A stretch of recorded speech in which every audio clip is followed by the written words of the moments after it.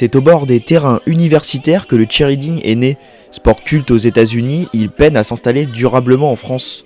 Officiellement rattaché à la Fédération française de football américain depuis 2003, la discipline compte aujourd'hui plus de 2500 licenciés. Nous avons rencontré la plus américaine des équipes françaises.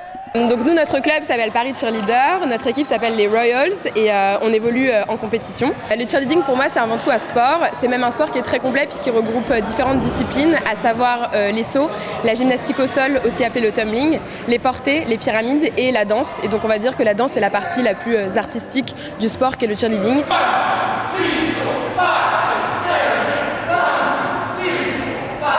On est entraîné par deux coachs américains qui s'appellent donc Brittany et Sueb. Brittany, c'est une coach qui était vraiment cheerleader aux États-Unis, donc qui est arrivée avec vraiment énormément de compétences et de choses à nous apprendre. I came here as a lawyer and I love cheerleading and I've been doing it my whole life, so I couldn't let it go. So I was like, all right, well, let's just find a team and do it here. Aux États-Unis, les cheerleaders, ils et elles en font depuis qu'ils sont tout petits. Ils commencent dès leur plus jeune âge. Ils font ça à l'école primaire, au lycée, au collège, à l'université. Bien que les différences culturelles avec les États-Unis compliquent le développement du cheerleading, il attire aujourd'hui de plus en plus d'adeptes. It's developing on its own. People are very interested in cheerleading. I think you just need more opportunity for people like the public to see the sport. En France, la discipline est très peu connue, donc elle est avant tout pratiquée dans des clubs à l'extérieur des universités, des écoles. The French are learning it from the Americans.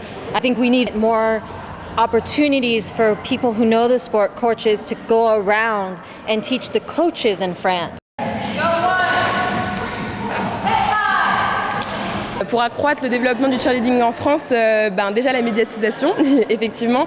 On sait qu'il y a des équipes de cheerleading qui font de l'animation entre des matchs qui sont diffusés sur différentes chaînes de télé. Et en fait, généralement, c'est la coupure pub. Donc du coup, elles ne sont pas diffusées dans les médias, alors que si on pouvait au moins leur laisser faire leur spectacle devant tous les téléspectateurs, ce serait déjà pas mal. Sport ou spectacle, nul doute qu'il reste du chemin avant que le cheerleading devienne culte en France.